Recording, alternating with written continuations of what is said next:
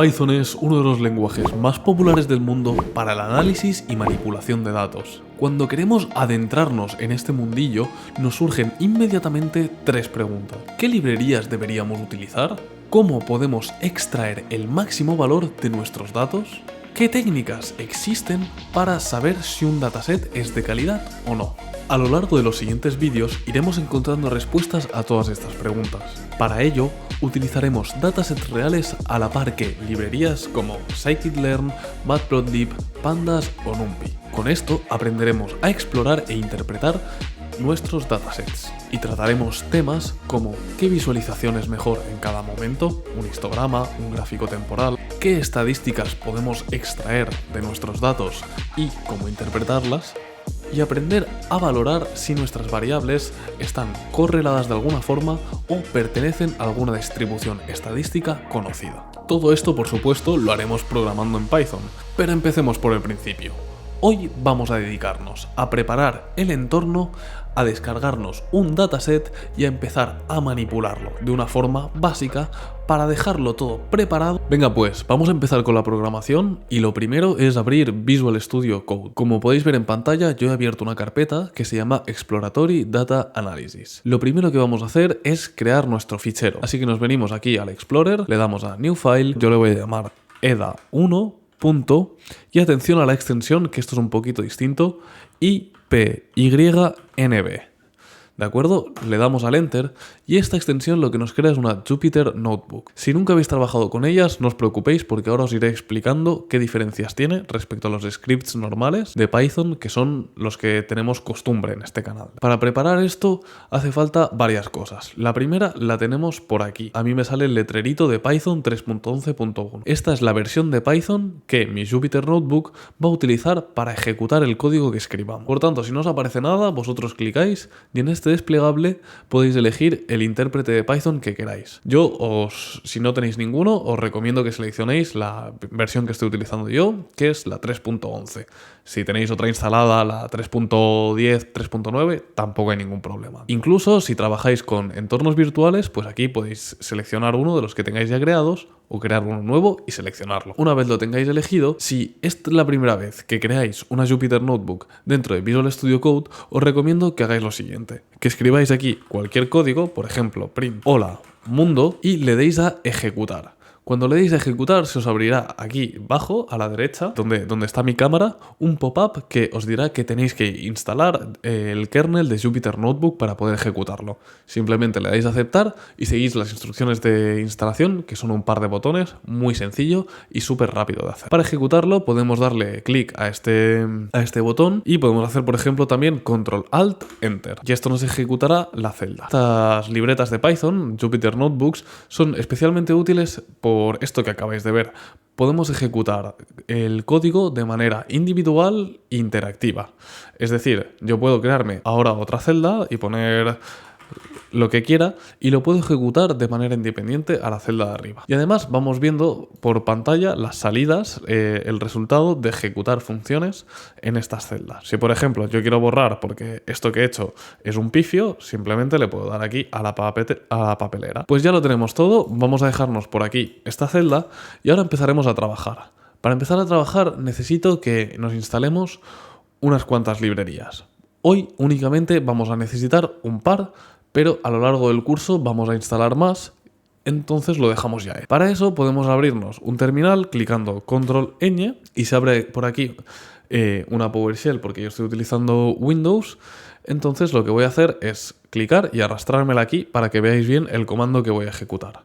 Si con Control-Ñ por lo que sea no se os abre, aquí tenéis tres puntitos, podéis darle a Terminal y New Terminal. Entonces vamos a instalar las librerías necesarias, así que escribimos pip install, a ver si acierto. Vamos a escribir numpy, pandas, matplotlib y scikit-learn, que voy a hacer Control V porque siempre lo escribo mal.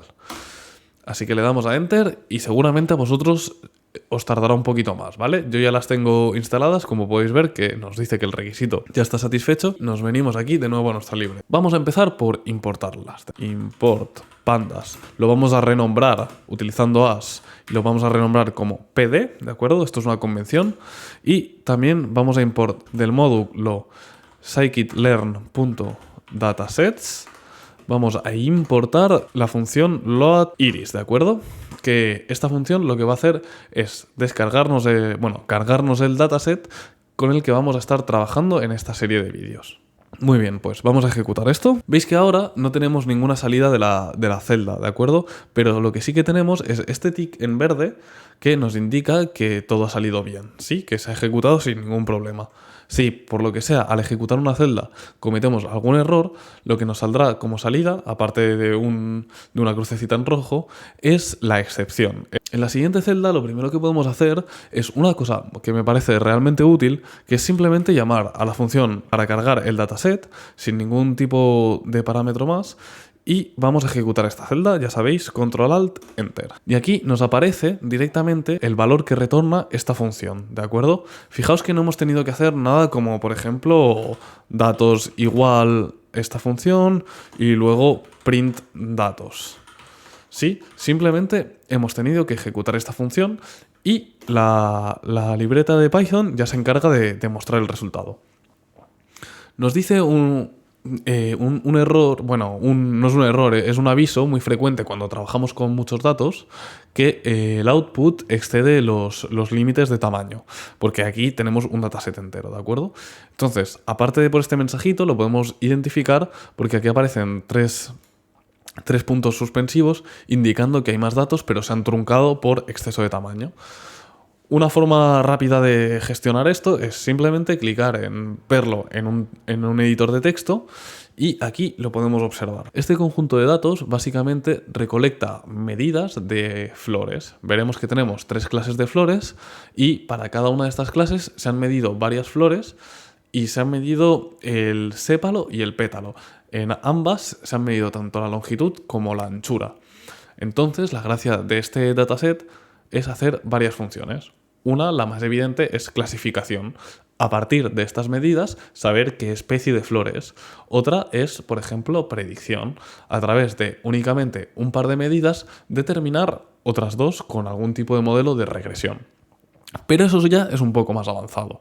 Vamos a centrarnos primero en ver los datos que nos ha devuelto. Como tenemos aquí una llave, y nos la podemos plegar y desplegar, mira qué bien, ya identificamos rápidamente que esto es un diccionario. Por tanto, vamos a tener claves y valores. La primera clave nos dice que es data, ¿vale? Por tanto, podemos suponer que aquí tenemos nuestros datos. Y tenemos un tipo de dato que es un array y se compone de 2 listas. Tenemos una lista y en cada posición de la lista hemos guardado otra lista. Ya sabéis que esto resulta en una matriz, ¿sí? Y además lo tenemos aquí muy bien ordenadito y podemos ver las filas. Cada una de estas filas de la matriz, por ejemplo, esta, se corresponde a las 4 medidas que se toman sobre una única flor. Imagínate que yo soy el botánico, ¿de acuerdo? Entonces, yo cojo mi primera flor, mido así, lo apunto en la primera posición de esta fila. La vuelvo a medir, la vuelvo a medir, la vuelvo a medir y apunto estas 4 medidas en esta fila, ¿de acuerdo? Luego, cojo otra flor y apunto las mismas 4 medidas en la fila siguiente. ¿Sí? Así vamos creando este dataset. Vamos a explorar porque esto tiene unos campos que también son muy interesantes. Y las targets las tenemos aquí arriba. Fijaos que en este caso no tenemos una lista de listas, sino simplemente una lista, un vector, algo normalito. Entonces, ¿qué tenemos aquí? Tenemos 0, 1 y 2. Este 0, 1 y 2 es un valor numérico que se le asigna a cada una de las clases. Y estas son las que aparecen en la lista de target names. Por tanto, sabemos que todas las flores que tengan un valor de target igual a 0 van a ser setosa, las que sean con un valor 1 van a ser versicolor y las que tengan un 2 van a ser virgínica, ¿sí? Por tanto, esta target, ¿qué información nos da? Pues simplemente lo que hace es asociarnos nuestras características con su clase, ¿de acuerdo? Por tanto, si nos vamos aquí, que es la última fila de nuestra matriz de características, nos dice que esto es de tipo 2, ¿de acuerdo? Por tanto, estas 4 medidas se corresponden a una clase número 2, que en este caso es la virgínica, ¿sí? La primera fila se corresponde a un 0, en este caso la setosa, ¿sí? De esta forma asociamos el valor de nuestras características, nuestras features, con nuestras labels, ¿sí? Recordamos todos estos conceptos de los vídeos previos de Machine Learning. Tenemos aquí otra llave que nos da una información muy importante, que son los nombres de las características. Hemos visto que cada una de las filas tiene cuatro valores. Pero estos valores, ¿qué son?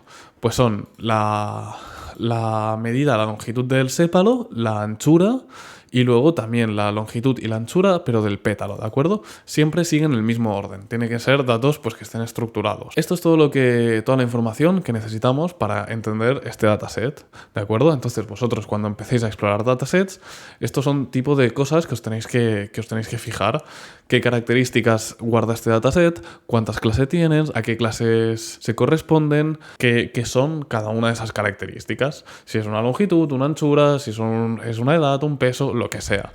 Todo este tipo de cosas es información muy, muy útil que debemos saber previamente a empezar un análisis más profundo, más usando la programación. Perfecto. Pues vamos a volver aquí, vamos a volver a nuestra celda y lo que vamos a hacer es pues utilizar esta función de una forma un poquito mejor para que sea más fácil para nosotros manipular los datos. Por tanto, aquí vamos a limpiar el output de la celda porque son muchos números que nos molestan un poco y lo que vamos a hacer es convertir este dataset en un data frame y además vamos a intentar separar nuestras características de nuestras etiquetas, ¿vale? La intención de todo esto es dejar el dataset preparado de la forma más cómoda posible para nosotros empezar luego a explorarlo y a sacar conclusiones a partir de los datos. Pero esto requiere pues, un poco de trabajo previo. Por tanto, aquí vamos a hacer una cosa, que es pasarle un flag que se llama asFrame y se lo vamos a poner a true, ¿de acuerdo? Esto lo que hace es devolvérnoslo, en vez de como un diccionario, pues como un data frame. Y además le vamos a pedir otra cosa.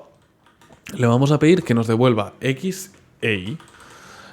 ¿Esto qué significa? Pues que nos va a devolver un objeto, un data frame en este caso, que va a contener nuestra matriz de características. Por otro lado, también nos va a devolver un segundo objeto que va a ser una serie de pandas que va a contener las clases de cada uno de los vectores de características de X.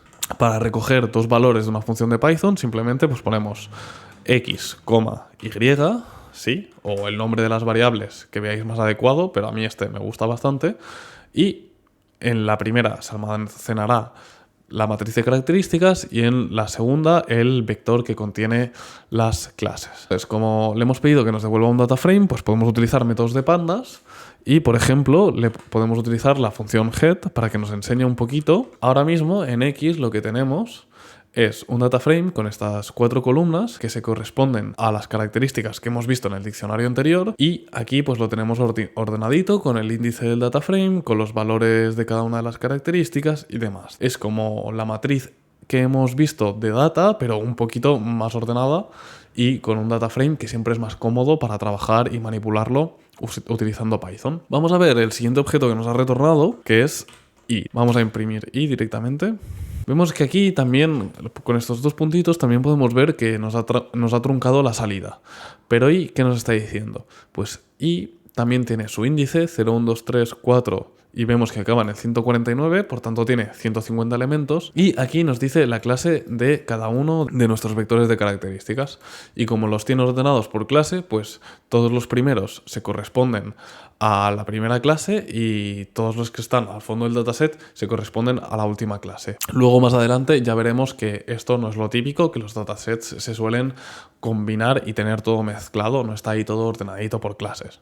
Pero esto como un primer ejemplo pues nos sirve para entenderlo. Pues venga, una cosa que nos gustaría recuperar, algo que era muy interesante, era saber el nombre de las especies, pues para saber con qué flores estamos tratando. Para recuperar esto podemos hacer lo siguiente, es crear una lista a partir de lo que nos devuelva la función de cargar este dataset del iris y de aquí nos vamos a coger simplemente los target names. A esto recordad que hasta aquí lo que nos devuelve es un diccionario. De este diccionario vamos a coger los target names, únicamente nos vamos a quedar con esos valores y como habéis visto que esto de forma nativa es un array, lo vamos a convertir a una lista de Python que es más conveniente y más manejable. Por ejemplo, si yo hago aquí especies, me dice que tenemos setosa, versicolor y virgínica, que se corresponden a 0, 1 y 2. Y lo que quiero hacer es, para verlo todo en conjunto, es poner esta i de aquí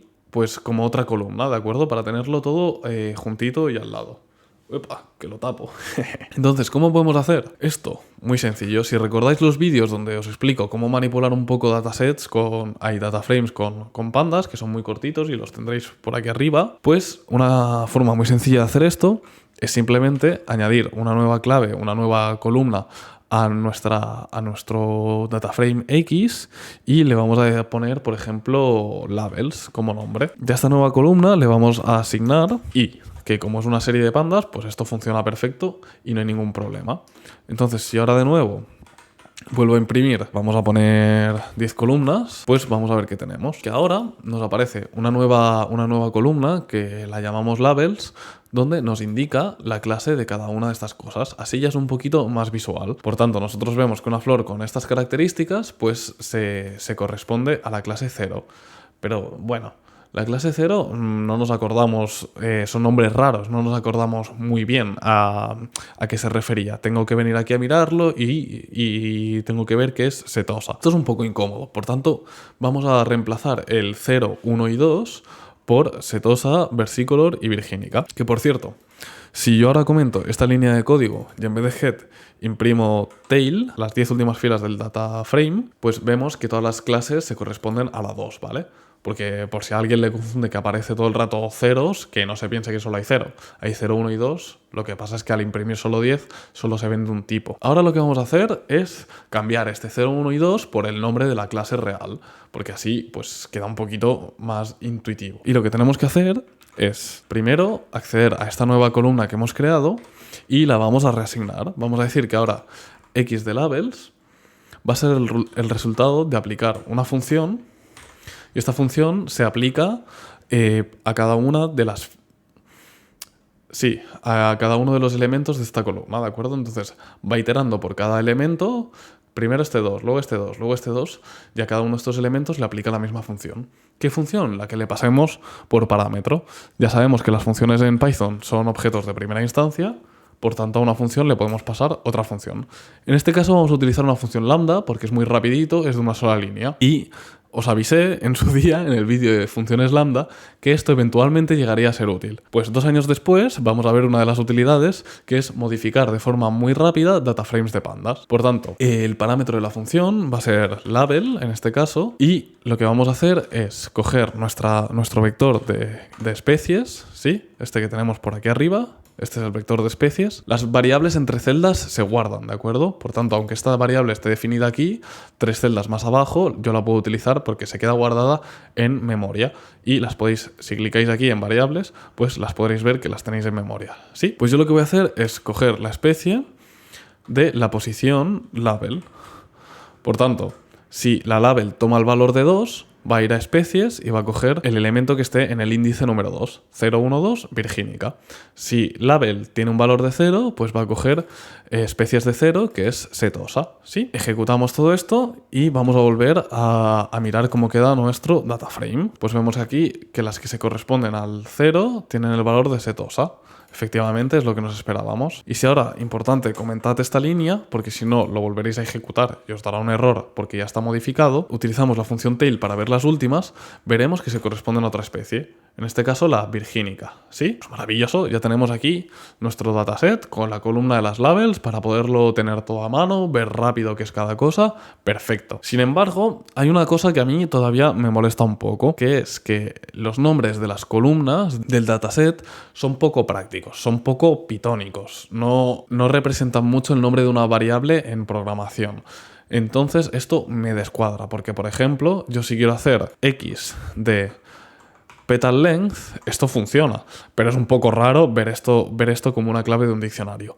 Por tanto, los vamos a renombrar a algo que se parezca más a el nombre de una variable. Para ello, pues muy convenientemente, la gente de Pandas decidió incorporar una función que se llama rename y que simplemente le podemos pasar a un diccionario donde en las claves vamos a poner qué es lo que queremos cambiar. Por tanto, x.columns de 0, por ejemplo, le vamos a asignar sepal length.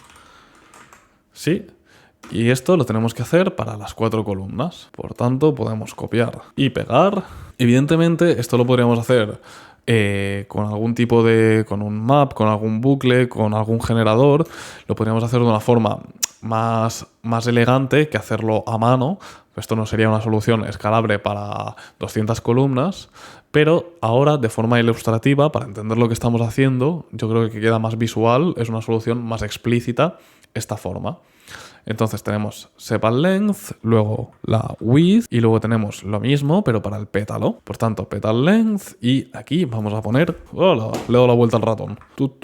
Disculpad, hemos tenido aquí un pequeño fallo técnico. Vamos a poner aquí petal width. Y pues tenemos que pasarle un par más de argumentos. Le vamos a decir, vamos a ejecutar este cambio sobre las columnas y que además lo vamos a hacer in place. Que in place ya sabéis qué significa, que modificamos el propio objeto X, no creamos una copia y la reasignamos. Por tanto, debería ser un pelín más rápido, que tampoco pasa nada para lo que estamos haciendo. Y después de esta modificación, pues vamos a volver a ver si realmente hemos cambiado el nombre de las columnas. Y tenemos esta salida de por aquí, ¿vale? Y vemos que ahora hemos renombrado correctamente y como queríamos nuestro dataset. Por tanto, ¿qué hemos hecho? Recapitulemos un poquito hasta el momento. Hemos cargado un dataset, que originalmente era un diccionario y no era la forma más práctica de interactuar con los datos. Por tanto, lo hemos cargado de nuevo como un data frame, hemos incorporado las labels para tenerlo de una forma más visual y hemos reasignado las etiquetas, en vez de llamarlas 0, 1 y 2, pues Setosa, Virginique y Versicolor. Luego hemos cogido los nombres de las columnas, los nombres de cada una de las características y las hemos sustituido por unos nombres que sean un poquito más similares a una variable de programación, porque si no el código queda un poco raro y acordarse de que tienes que escribir x de sepal espacio width espacio centímetros entre paréntesis es bastante poco práctico. Este ha sido el primer paso para empezar a manipular el dataset y ahora lo que tenemos que hacer es empezar a crear visualizaciones que expresen la información que hay oculta en estos datos.